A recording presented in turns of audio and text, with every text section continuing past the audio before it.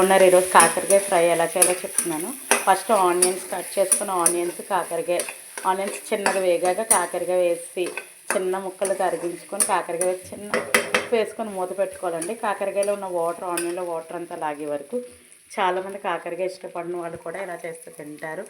ఇదేమో జీలకర్ర, వెల్లుల్లి కారం అంటారు కదండి, ఎండుమిర్చి. కొంతమంది కారం వేసుకుంటారు, నేను ఎండుమిరపకాయలు వేస్తానండి. మామూలు కారం కూడా వేసుకోవచ్చు. ఇదైతే కొంచెం మంచి ఫ్లేవర్ వస్తుంది, పిల్లలు కూడా తినగలుగుతారు, అందుకని ఇలా చేశాను. ఇది మొత్తం కలిపేసి మొత్తం అంతా మన పచ్చికారం అవి వేస్తే అండి కలర్ఫుల్గా ఉంటుంది, కానీ మంచిది కాదు అవన్నీ. అందుకని మన ఇంట్లో ఎండుమిర్చి కొంచెం వేయించి జీలకర్ర వెల్లుల్లిపాయలు వేయించేసి మిక్సీ పట్టానండి. ఇప్పుడు కాసేపు ఒక 5 మినిట్స్ వెయిట్ చేయాలి మూత పెట్టి. ఇదిగోండి 10 మినిట్స్ తర్వాత ఇలా వేగిపోద్ది. ఇదే కాకరకాయ ఫ్రై. కిందకి దించేసుకున్నాం.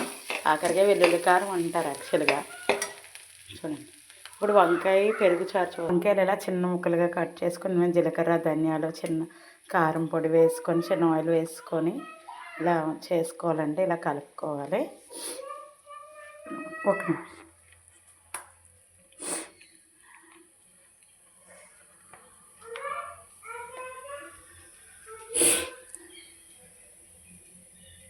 పెరుగు చారుకు సిద్ధం చేసుకుంటాం. యాక్చువల్గా ఫస్ట్ ఆయిల్ వేసుకొని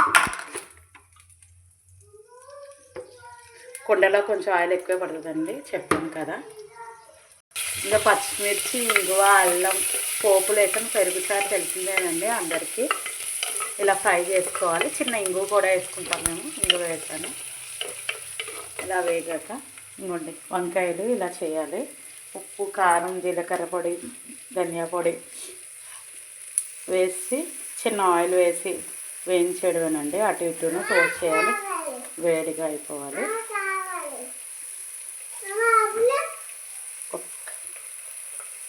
ఎవరు కాదు నాన్న, మన ఫ్రెండ్సే అందరూ. ఇది అయిపోయిందండి. ఎందుకంటే కుండ వేడి ఉంటుంది కనుక ఎక్కువ వేగిస్తే మాడిపోతాయి. పోపు చిన్న పెప్పర్ పౌడర్ కూడా వేసుకోవచ్చు, వేసుకోవాలి నచ్చిన వాళ్ళు. డీప్ ఫ్రై అయిపోవాలి. యాక్చువల్గా ఇలాంటి వంకాయ ఈ సైజు వంకాయ నేను కట్ చేశాను. బ్లాక్ అయినా పర్లేదు, వైట్ అయినా పర్లేదు. బ్లాక్ ఉందని కట్ చేశాను. ఎంత పెరుగు ఉందో దాన్ని బట్టి మీరు తీసుకోవాలి వంకాయ. ఇలా డీప్ ఫ్రై అయిపోయింది కదా. ఇప్పుడు పెరుగు యాడ్ చేసేస్తున్నాను ఇందులోకి.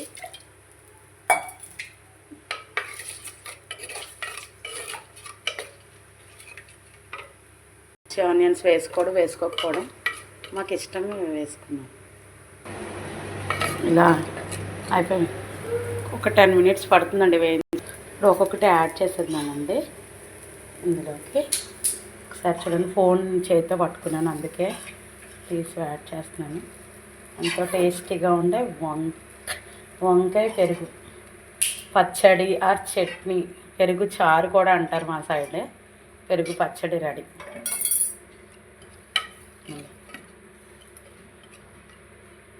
అంతే, టేస్టీ వంకాయ. కొంచెం వేడి మీద పెరుగులో వేయకూడదని కొంచెం నేను ఒక 5 మినిట్స్ ఆగాకే వేస్తున్నానండి. మీరు కూడా అలానే వేయండి, పెరుగు ఇరిగిపోద్ది అంటారు వేడి మీద వేసేస్తే. వంకాయ పెరుగు చట్నీ, పెరుగు బజ్జీ ఎవరి స్టైల్లో వాళ్ళు పిలుచుకోవచ్చు. రెడీ అయిపోయిందండి ఫైనల్లీ.